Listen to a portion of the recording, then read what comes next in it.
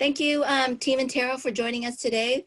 We're very privileged to have Grace Tsang here and Brian Crane to start this meeting.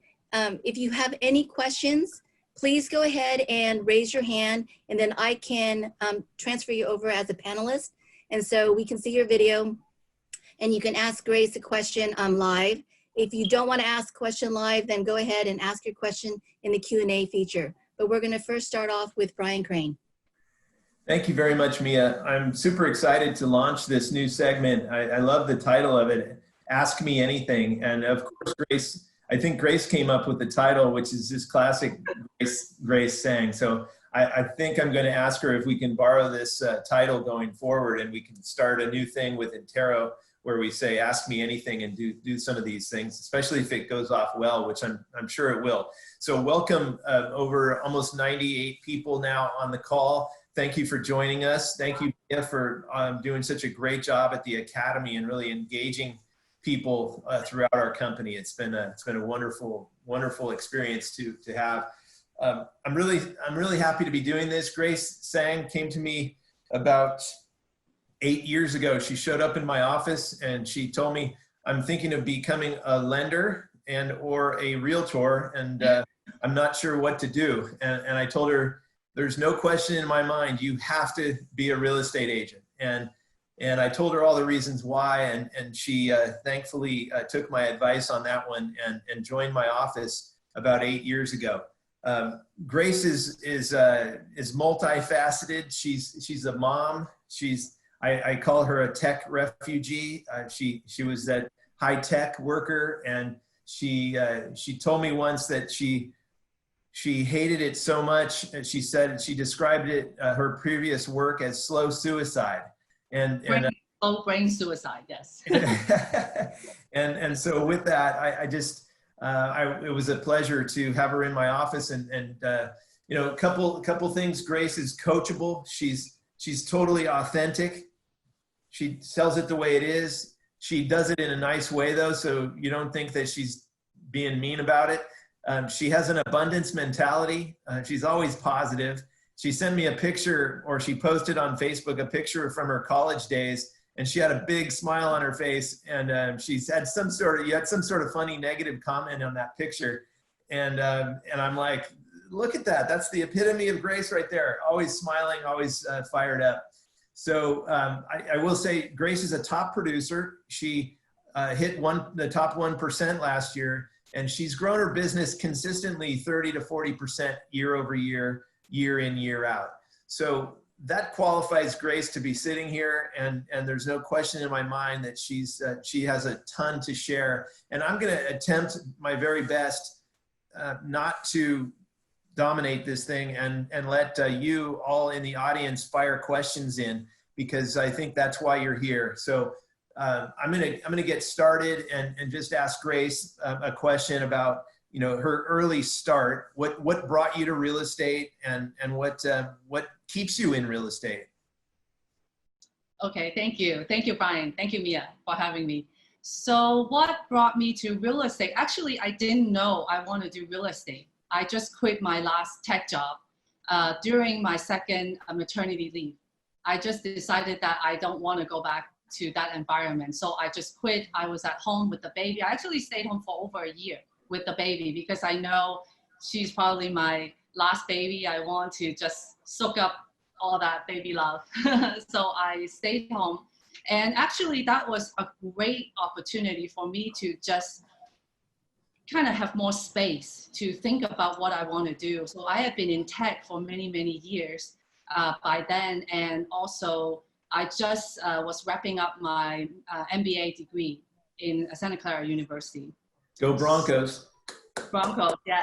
So I didn't know what I wanted to do. The last year when I was finishing school and still in tech, I was doing a lot of information interview. I said, do I want to stay in tech? Do I want to move to a different company?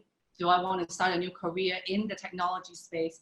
But then I decided to just quit. But what I thought was, once I quit, the door, like the world was wide open.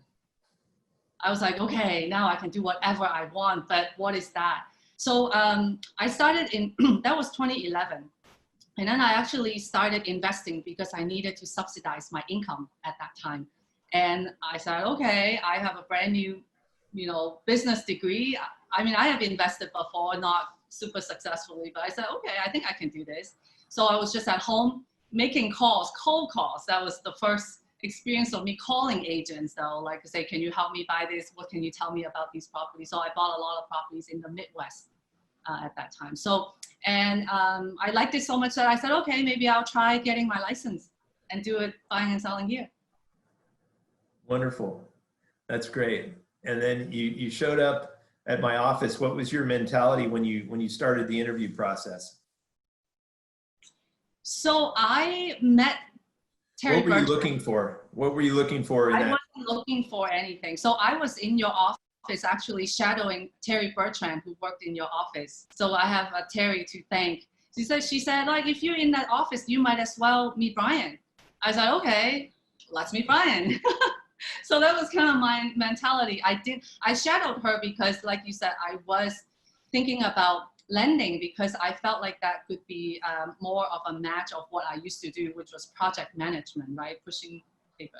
I don't want to say that. It's very hard work. Lending, it's a very, very tough business. I now learned. But I thought maybe that would be closer to what I used to do. So I was in the office, then I met with Brian, and I didn't have any expectation.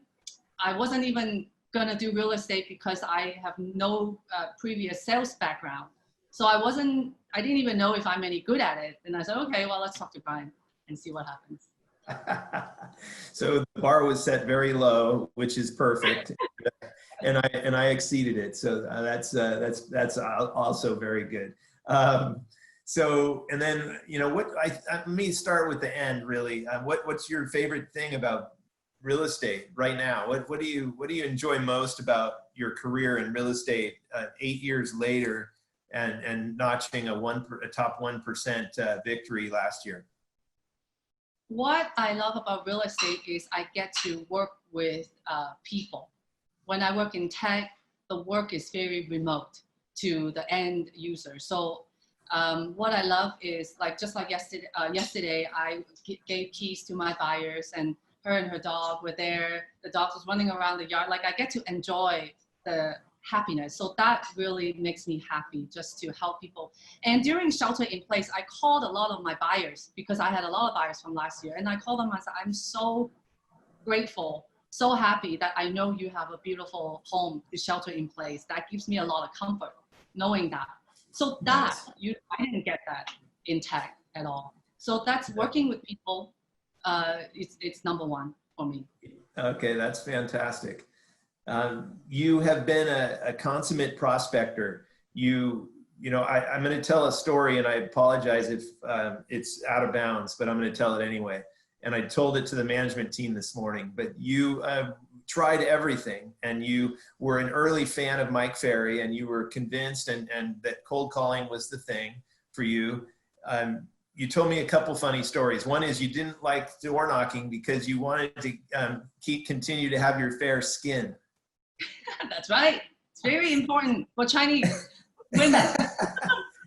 I love it. I love it. So you got into cold calling, and I remember in the early days of your cold calling career, you were in a cubicle before you were in an office, and you earned your way into that office. But somebody came running down and said, "Grace is crying upstairs." and I said, "Oh my gosh, why?" And she said, "I don't know. I think somebody just yelled at her." So tell me about. Really? I don't think that ever happened. I can't remember that. I think, well, maybe you were very upset, but in any case, tell me about your early days cold calling and how you got through that, because that's a tough thing for people to do.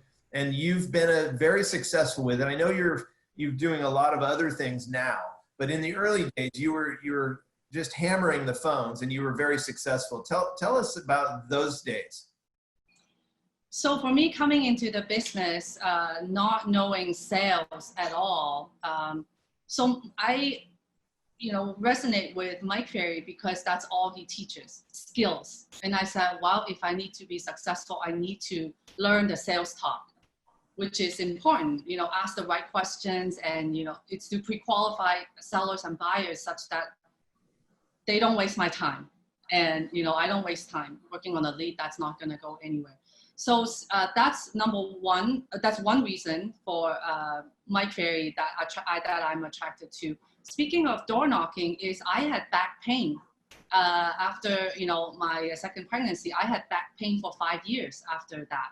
So that kind of stopped me from, I think I could only walk for maybe an hour before my back hurts. And also open houses would be really tough. I would do one day for 3 hours. The next day I need to lie down for like half a day. So that also stopped me from doing a lot of door knocking. And then the third thing about farming is that number one, I'm a little impatient. I think you already know that's kind of me.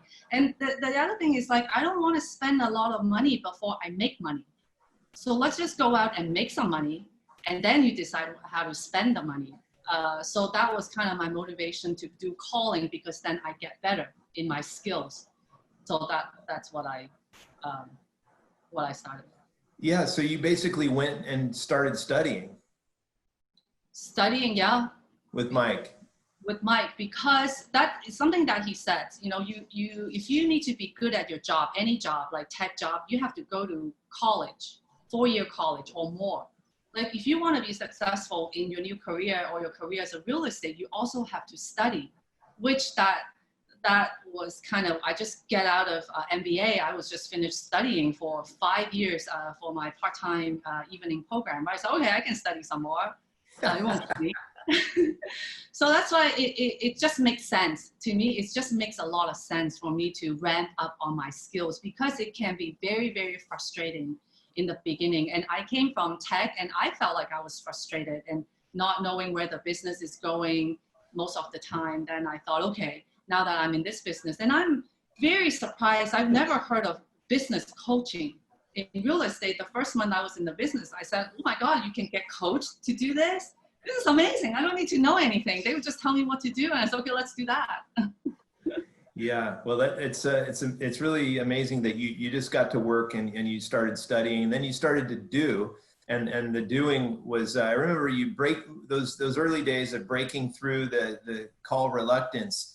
And we had many conversations about, and usually at the end of the day, after you just hammered out 100 calls or whatever, and you always had some good mindset around that. And it toward, like, in the last couple of years, you just laugh about how easy it is to pick up the phone. Yes, that definitely. I was in the Mike Ferry program for 11 months before I get my first listing. But then later I found out that the average is 18 months, so I was actually ahead of the schedule. I was told. So it was hard because I didn't know what I was doing, and I didn't know how to sound convincing on the phone. I tried many different things, different, way to say certain things. I remember in my early days, I would have the phone number dialed on my cell phone, and I would be staring at it for 5 minutes. I said, I would have this conversation in my head. I said, Grace, just press it. Just press the dial. I mean, it won't kill you. Just dial it. So that was kind of my earlier conversation. But it gets easier. You get yelled at a few times, and people hang up on you a few times. Then you say, okay, I mean, I'm still here, and I don't need to walk. Or the other reason, having fair skin is also when it's 100 degrees out, I can have my cold drink. I'm in an air-conditioned room looking glamorous, so I'm not sweating. So that's also what I like about cold calling.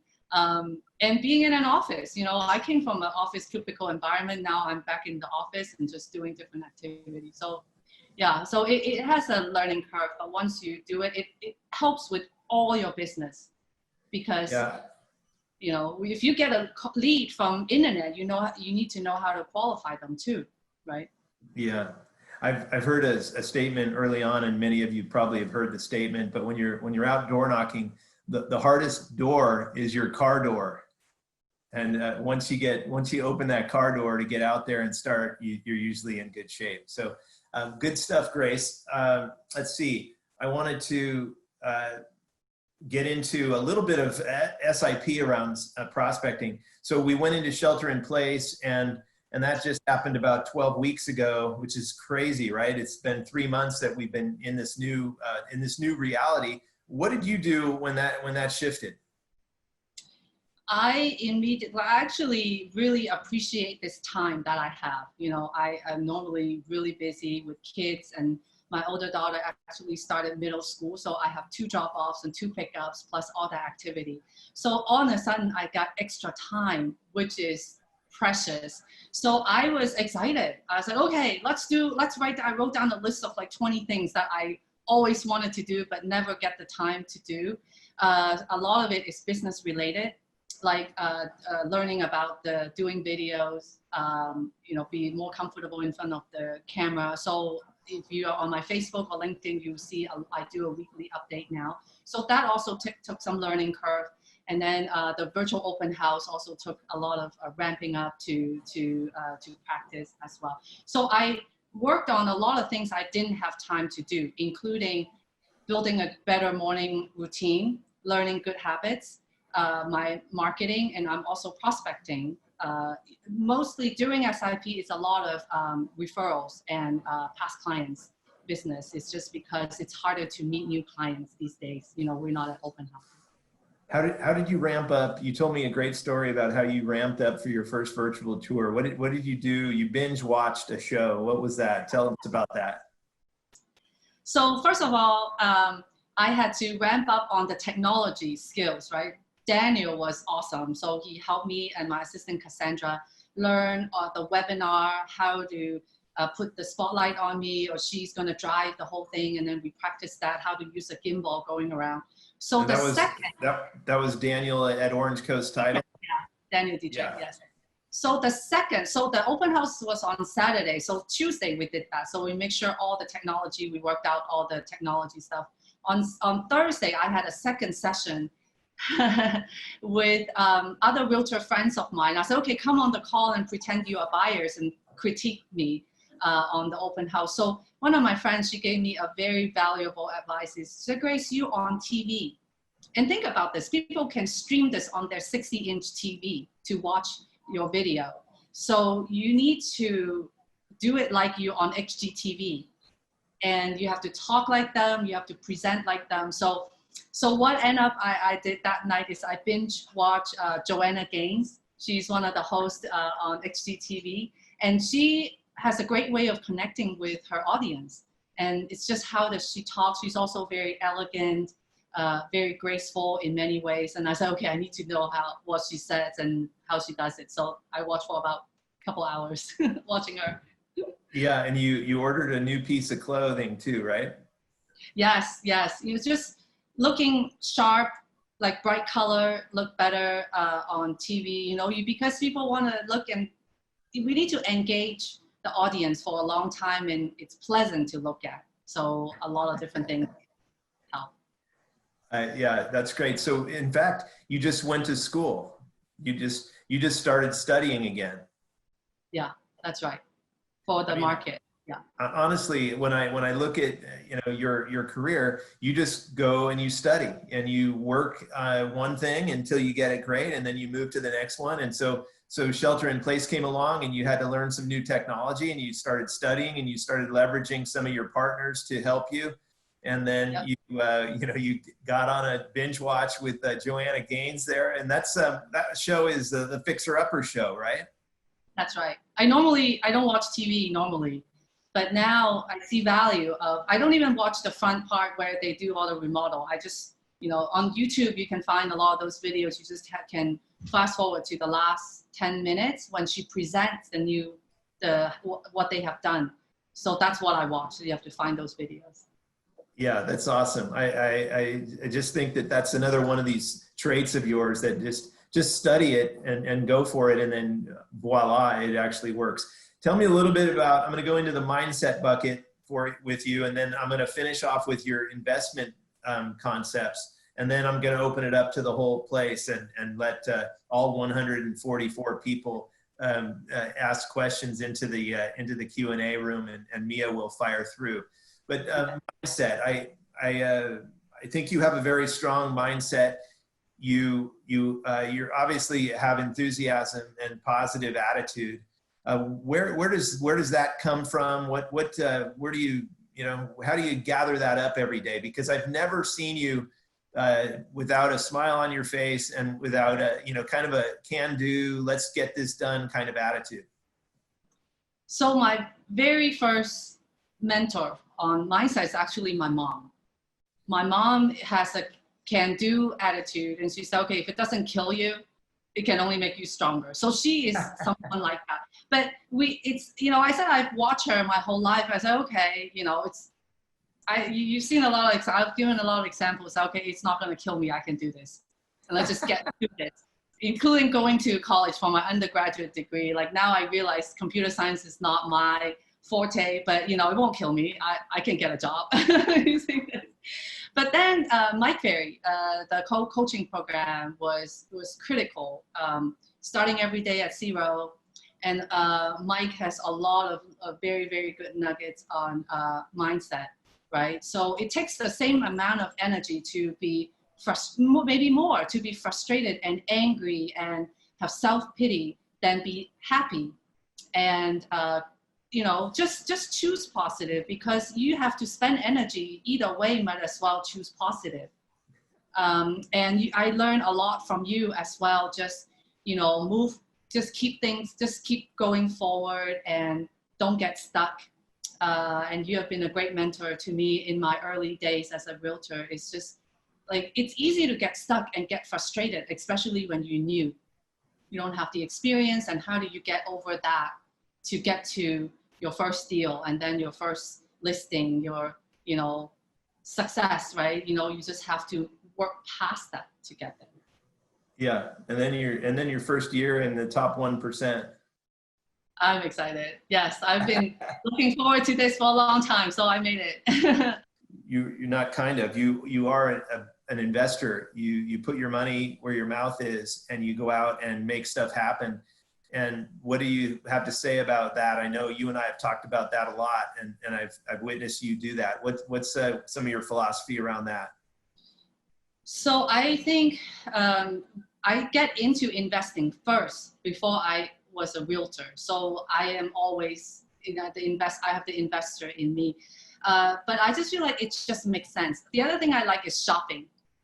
Buying properties is another kind of shopping, but it pays you. Why not buy something that actually pays me back? And I have a business degree. I have to make my money work for me. That's what I learned, and then that's something I enjoy. And being in various coaching group that I know so many people, I have a lot of good friends, and I just give them a call and say, hey, what do you see over there? What do you have for me? And it's just fun, and I get to visit them, eat the good food there, and they take me, my friend in Utah, he took me fishing, fly fishing, which I've never done before. So it's just, I get to blend. I think we may get into that, is blending pleasure and family and work together. That's what I like to do. Just making it all work. I like balance. I want balance. So I always try to kind of blend it, mix it together. Yeah.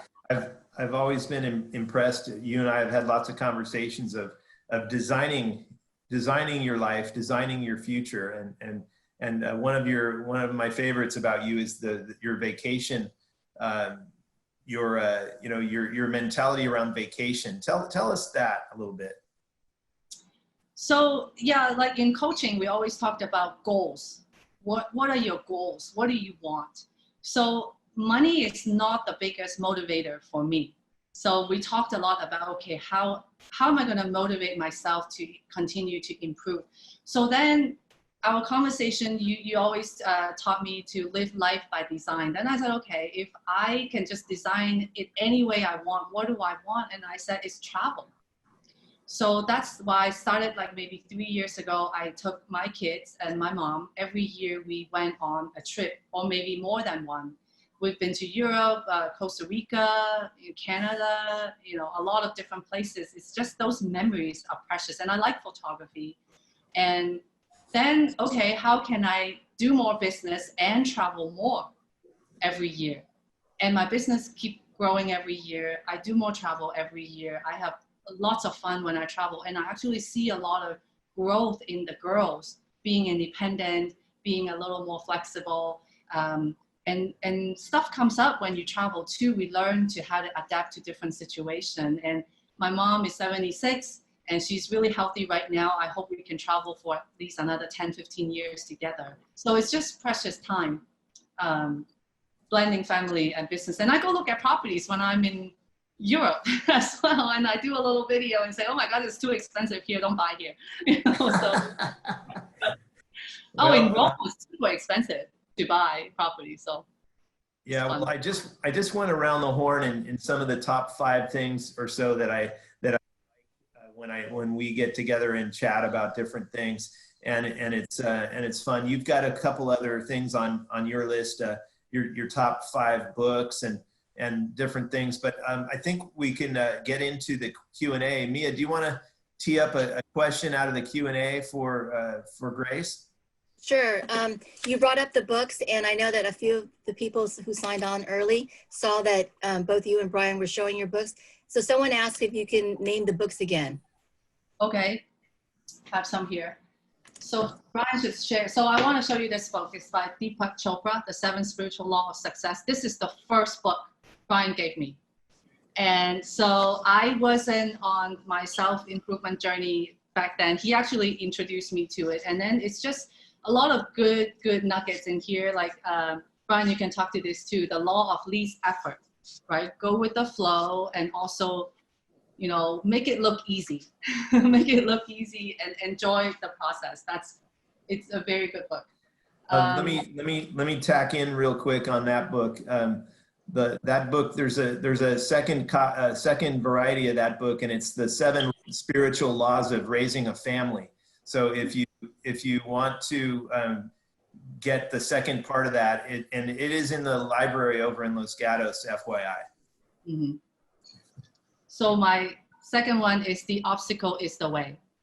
So this book is not just about business, just in life. You know, they talk about, you know, stuff happens in life, good or bad, and how do you move past obstacles. This is a really, really good book. I recommend it. I was telling Brian, I have this in book, the physical book. I have it in audiobook and Kindle. I have all 3 of them. So my third one I have is, I don't have a physical book. It's recently I read this. What do you say when you talk to yourself? Great book. Really good book. Really good. Shad Helmstetter. Very good book. And I think it's like 101. It's a 101 book, because you do real estate, you up against obstacles or challenges. And, you know, if your self-talk is not aligned, you know, it's not going to work. And then that will lead me to Atomic Habits. The second chapter of this book is all about self-talk. If your self-talk and the habits you want to build are not aligned, it's not going to work. So you have to work on self-talk first before you build your habit. My 5th one would be the 4 Agreement. The 4 Agreement. That book, that $8 book changed my life. So that's a really good book. Well, I'm going to fire through some books too, because I love books, and everybody that knows me knows we have a library over in Los Gatos, and all the books that Grace just raised are in there, and a few others. But this book changed my entire career. And let's see if can you all see it? Sport Psyching, playing your best game all the time. This book taught me how to visualize success and how to have my best year every year. And it's an interesting book because it's really a sports book, but it's really talking about mindset. So I would recommend that one. And The Power of Habit. This is a great book. It really gets into the science of how a habit works and how you can develop one. And then another one that I like is No More Excuses. I've always thought that this business is really all about what you can do. It's all up to you, and you just have to decide. And I think, Grace, you've done you just do a great job of deciding, you know, this is the way it's going to be. And then how am I going to figure it out, how to make it that way? And so I like that. Another one that Grace, I think you go with, and The Power of Nice. You know, sometimes people think we have to be bullies in this business to be successful. And in fact, I don't think people, for the most part, want to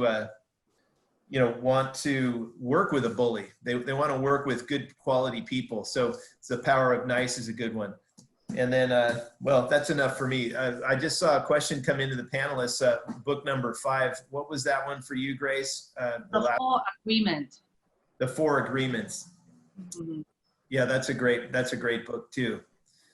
Let's see, Mia, do you have any questions? And then, yeah, fire away from the panelists. There's a few questions here that's very similar. They want to know what your workday looks like and asking about how much time do you spend on prospecting cold leads compared to following up with past clients? Great question.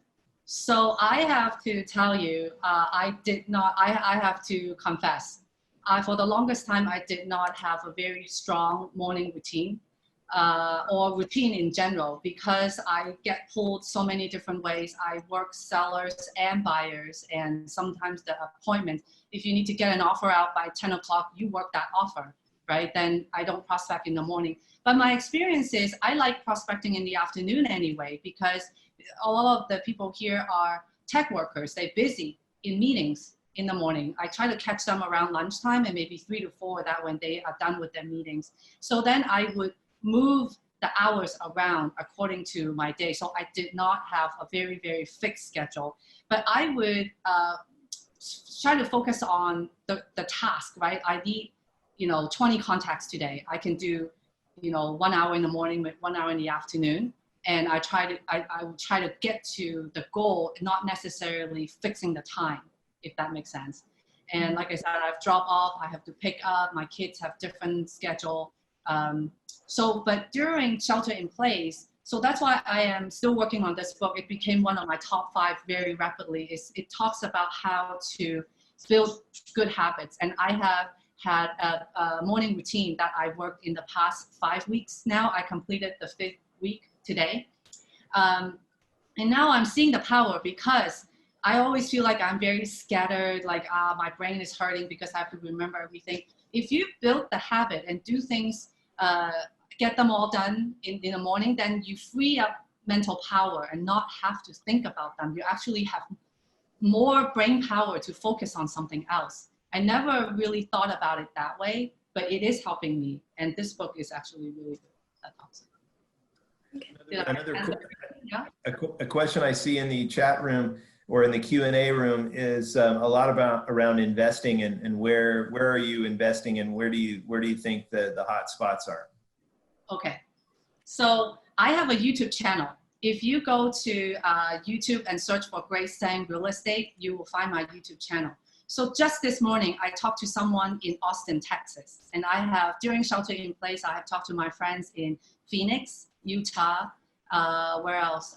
We talked to someone in, yeah. So right now, I would say right now, at this particular moment, I would watch the economy a little bit more, because coronavirus is still we're unclear the impact it's going to do to the economy. That's the way I'm doing. I'm just going to sit on my money and kind of see, once the lockdown is it's over, then how is this really going to impact the economy? And I've been watching a lot of videos by Warren Buffett, Ray Dalio, a lot of the smart people, and what they think the economy is going to do, just kind of gather information.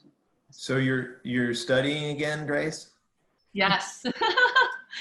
So do you see now I don't have enough time in the day, because I just want to watch. I mean, you can only watch so many videos in a day, and then I'm in coaching as well. I have like a ton of videos and information I need to read for coaching as well. So that's why I always feel like I don't have enough time in the day. It's just the underlying theme though that I've enjoyed. I'm analytical in nature, so that's why I want to know. Yeah. Let's see, what is the most important thing that you have to tell us today, and why? Dave Bluette, that's too open-ended, Dave. Get more specific. How did you get your first listing, Grace? My first listing is actually from one of my best friends.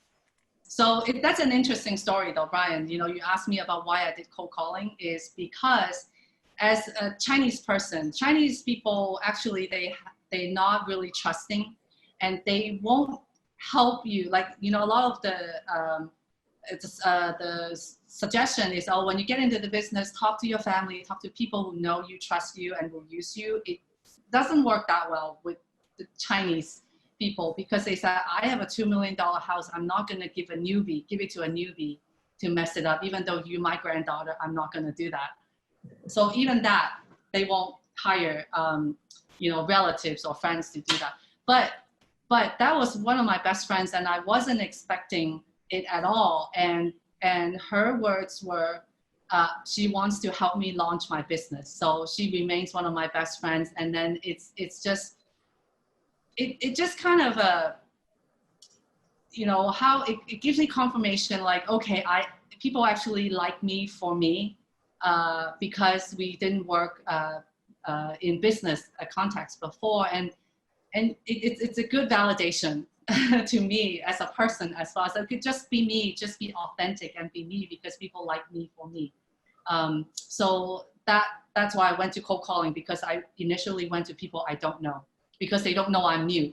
So I remember that. I kept bugging you for years, probably 2 or 3 years before. Now, tell me how much of your business now comes from past clients and center of influence. it's more than 50%. More than 50, yeah. Couple other questions that are in the thing. Do you pay for leads? Have you ever done Zillow Premier?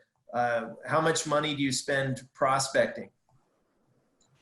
I don't pay for leads. I have tried Zillow before, but very quickly I terminated that contract.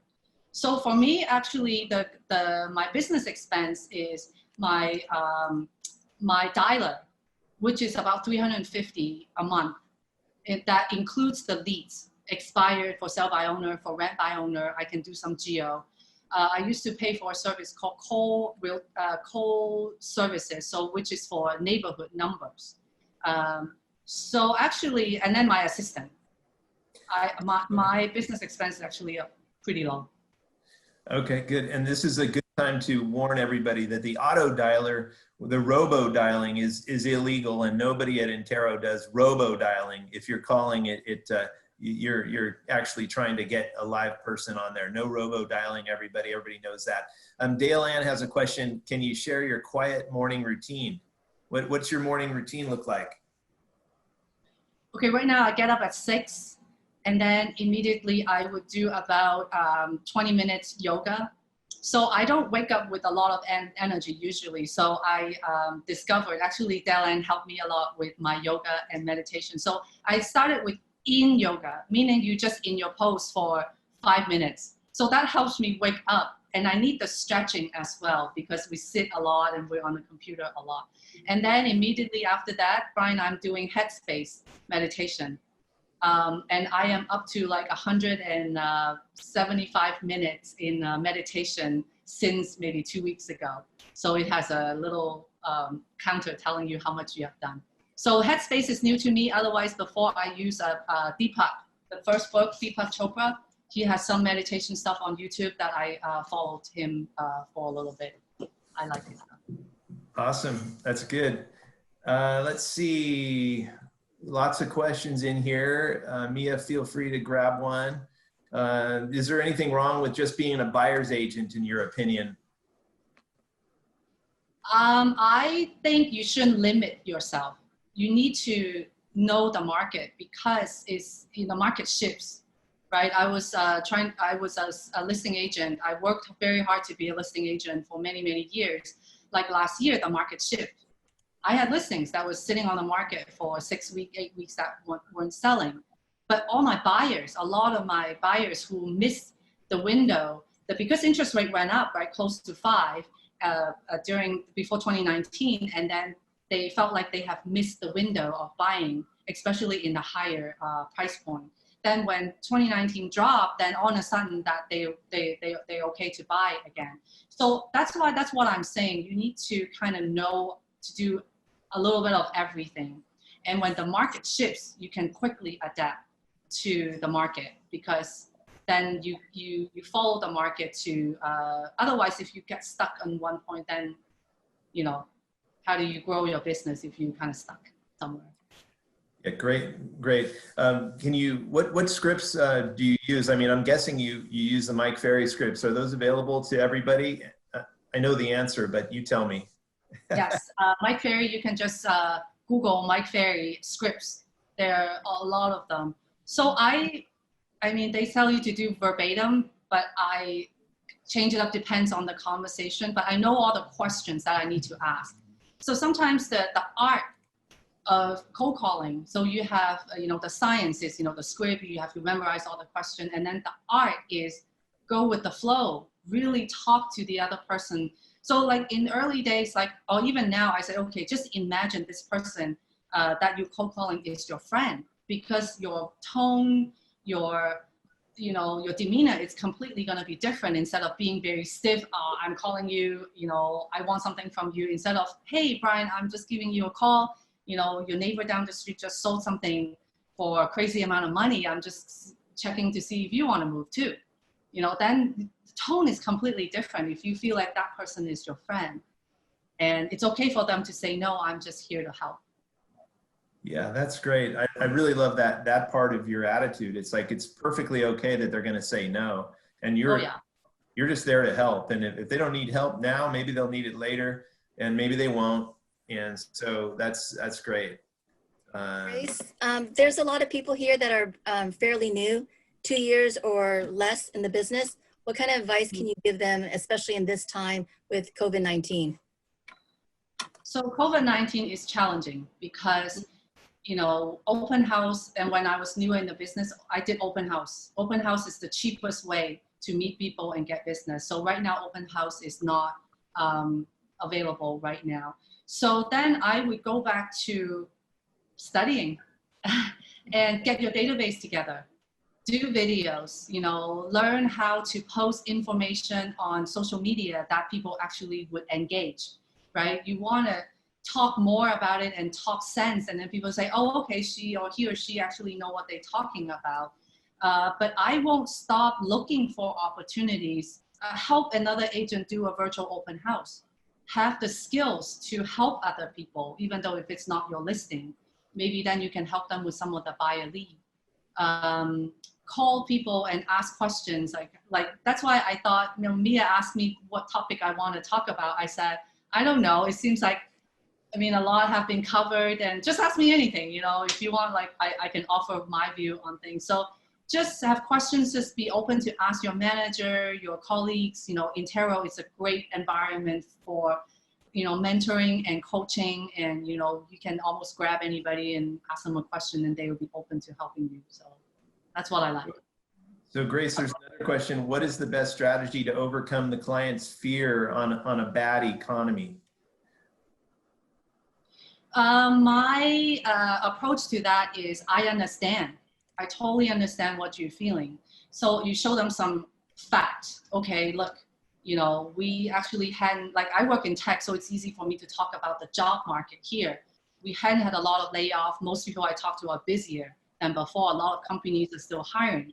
But then, you have to be, empathize with what they're feeling, because it's very scary. My first time, I don't want this to go down 200 grand after I bought it. And I said, then I would just ask them, listen, I know this is a concern for you, but can you imagine yourself living here? Number one, would you like it if you live here for the next 5 years? Can you picture yourself living here and be happy? And they said, yes. And I said, okay. Then I said, if you live here for 5 years, the trends that we've seen, you're not going to lose money. You may lose money in the short term, but you're not going to lose money. So I put it back on them. Can you imagine yourself doing that? And can you see that this could be a good long-term play? But if they're too scared, then I said, I totally understand. Let's just wait and see what happens, right? Like I'm not here to force them to do anything. I'm just giving them information and help them get to the decision that it's the right time to buy or sell. That's great. That's great stuff. And yeah, real estate's a long-term investment. It's not dependent on a short-term economy. It's if somebody's not going to stay 2 to 3 years, then they shouldn't be buyers. They simply shouldn't buy. You shouldn't even encourage them to buy if they're not going to be. If they don't have a 3 to 5 year outlook in this property, tell them to rent. You're going to do them a favor. They're going to refer you 10 other clients because you were actually honest with them. And you'll end up getting tons of business just being totally straightforward with people. But if they're here for the next 3 to 5 years, there's no question that it makes sense. And you can just look back on a 50-year history in Santa Clara County and or anywhere in the Bay Area, really, and you'll see a rising market. There's several other, somebody wants you to show the author of the Atomic Habits book. I think that's a great idea. Clear. James Clear, so that's good. Who's the name of the dialer that you use? I use Vulcan 7. I just switched. Okay. So, and I just want to put in another disclaimer that that robo-dialing is illegal, against the law, and you could be prosecuted. So nobody's robo-dialing. You're actually waiting for somebody to pick up, and you're going to be the voice on the other end of that call. So just making it ultra clear, because there's a gigantic lawsuit out right now against robo-dialers. So we're not wanting to be a participant in that. That's my company disclaimer there. Let's see. How about a mailing service, Grace? Do you use a mailing service? No, well, I have to confess, Daniel Dietrich had tried to get me to farm for many, many years. But I haven't been farming, because it's just back to what I was saying, that I don't want to spend money before I make money. So let's just make some money first, and I'll decide what I spend.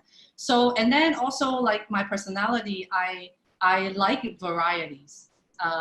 Farming, I know it's a great way. I am actually doing farming now and learning to do it because it's just a great way. If you automate it, it's a great way to just increase your exposure. So I'm doing that right now. But I use EDDM. It's, sometimes, yeah, the post office. Wonderful. Besides the Intero technologies of Real Scout and Moxie and Maxa and Spacio, are there any other technologies that you like? I use Top Producer. It's my CRM. It's $80 a month. So all my leads, I go in there and I track them there. And then I also put in reminder of when. So every morning I open my Top Producer and I look at who I need to call that day, and all my leads go in there. I use constant contact. So constant contact, I do a monthly newsletter to my database. So that is a great tool. And I export leads from Top Producer into constant contact to send them out. Nice, great. There was a question in here. You said it took 11 months before you got your first listing. How do you keep motivated and keep on going, keep on calling, and keep your spirits up during this 11-month period you were calling? That was a funny. So I'll tell you, by the 11th month, I was ready to quit. I went up to Mike Ferry at an event, and I said, Mike, I want to quit coaching. So what he said, which I did, was he said, switch coach. Because I had a coach, so that was important, because my coach will help me. But then not every coach, just like with friends, like the energy may not be exactly right with the different coaches, right? My first coach, she's actually coaching and selling, and she lives in Texas. So I feel like maybe she may not understand agents that are brand new. Maybe it was a long time ago for her. My second coach is actually work better. Like, one of the tips she gave me was write down 1 win a day. 1 win. I have an Excel spreadsheet I share with her, just 1 win a day. So that's kind of helped me. If when I have a bad day, I will go back to the Excel spreadsheet and read the wins, the little wins that I had from previous day that will make me feel better. So these are a lot of these. I had a rubber band. I wear it on my wrist. Every time I have a negative thought, I snap myself. That's another trick that I learned. So like, you catch yourself, you have to catch yourself, and slowly you change that dialogue in your head. But you first need awareness that it's actually in your head, right? So all of these I learned from coaching. It's helpful. Nice. Somebody in the chat room wanted to get the author of this book on sports psyching. The guy's name is Tutko, T-U-T-K-O, Thomas Tutko. The book is no longer in print. You can get it on Amazon as a used book for $1.95. And the book will teach you how to have your best golf swing, how to have your best tennis swing, and how to have your best year in business ever, because it focuses on visualizing your best performance. Visualize the client calling you up and saying, I want to list my house. Visualize the client calling you up and saying, hey, my wife and I decided to go with you. Visualize all the things you want to happen. And then it can't just be abracadabra. You have to actually do the work that Grace is talking about. But it's a cool book, and I could give you a long-winded story about why it works and why it worked for me. But it's not about me today. It's about Grace. So Grace, you are just a rock star, and I'm not. Let's see, Mia, do you see any questions that we might have missed? Well, the one regarding virtual open houses and your videos, I know that I'm friends with you on Facebook, and I've been seeing a lot of videos that you're posting. So somebody wanted to know about the tools and the gadgets that you use to post your videos. Videos, Just your iPhone. Okay. just my iPhone. So a lot of times I'm just doing selfie video. What else? I recently bought a gimbal, the stabilizer. So I used that for the first time at my open house, for my virtual open house, because I didn't know how to use it. Daniel taught me how to use that. Yeah, it doesn't, after shelter in place started, I bought this, which is, I'll show you, it's a ring light with a tripod. So it can mount my phone. I can mount my phone here. And then this actually, it's from Amazon. It's like 40 bucks, and you can extend the legs and it will become full height. So I can actually bring it outside if I want to do a video with a tripod, or you can shorten it and it's kind of giving me more light when I do virtual meetings. So not a lot of stuff. It doesn't have to be complicated. Just try it. Just use your phone and take a video. The first 2-minute video that I produced, it took me 3 hours. So now it may take me 15 or less. It just takes practice over time. And then I know that we discussed this before we went live, but can you share, oh, you've been going from like every year, basically doubling your income, doubling your business. So we have a lot of seasoned agents listening to our presentation here today. So what advice can you give to them to increase their business? Okay, so I think I would answer that with knowing your strength. What is your strength? It's very, very important to know what you're good at and do more of that. So for me, I am a cold caller. I learned to do that, but I am also people, like my first client taught me that people actually like me as a person. So I actually have done, which is a good validation. That's why for the last couple of years, I have done a pie event over Christmas. So this past year, I had over 100 people came. There were more than 70 pies, but I want to give value. So I don't give them, you know, really cheap ones. These are $35 French tarts that are custom made by one of my good friends. And I also had a photographer taking family Christmas portraits for them without my logo in the backdrop, right? It's for them, it's not for me. So people see value and say, oh, the people come and thank me and say, Grace, we don't even have a good picture the whole year. This is a great picture. And I time it such that they can use that photo and put it online for their Christmas card for that year. It saved them $200 to plan a photographer. So I know I'm so blessed with a lot of great friends and I love hanging out with them. Then do stuff that you enjoy and, you know, and what your strengths are. Use more of that, but also work around your weaknesses, like farming, like I'm impatient, like how can I make that easier for me? Automate it. I have my assistant now, she can help me. How can I make that easier for me? So I would encourage you to, so I mentioned to Brian, like I took several personality tests early on when I was changing career. One of them is called Myers-Briggs. Myers-Briggs, I think, Myers-Briggs. There's a free one. I can send you the link to Mia to send it out. And the other one is Strength Finder. And I recently retook the Strength Finder that looked at my 34 traits and which one came up on top and which are the one at the bottom. So I know better, no wonder I'm having so much trouble doing this because that's not where my strength is. So how can I find someone to help me to do that? That would be a great way to approach this. Great, thank you. I can't hear you, Brian. Are you mute? I did mute. Sorry about that. I love the Strengths Finder, and there's another book called Now Discover Your Strengths. It's called Now Discover Your Strengths. It's the same author that did Strengths Finder. And one key piece of that is they say, and you're already doing it, Grace, they say, don't try to improve your weaknesses.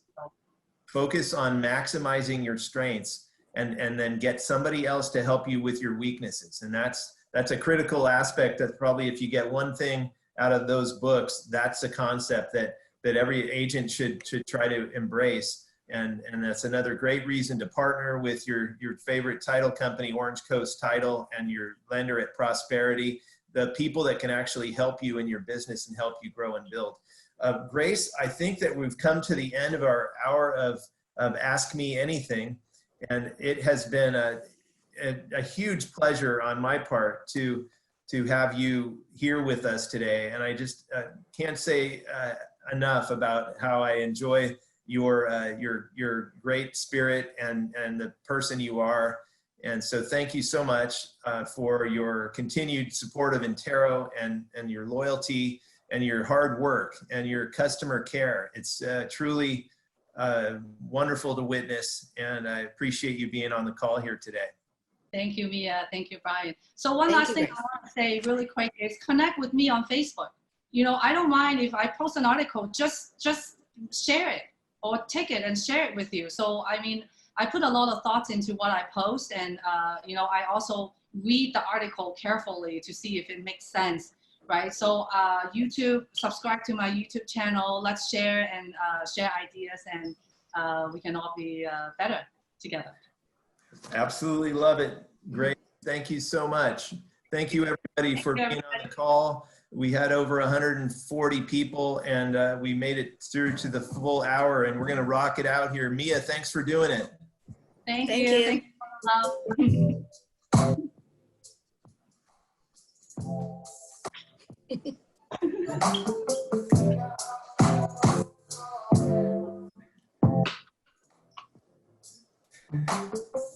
Good job, Grace.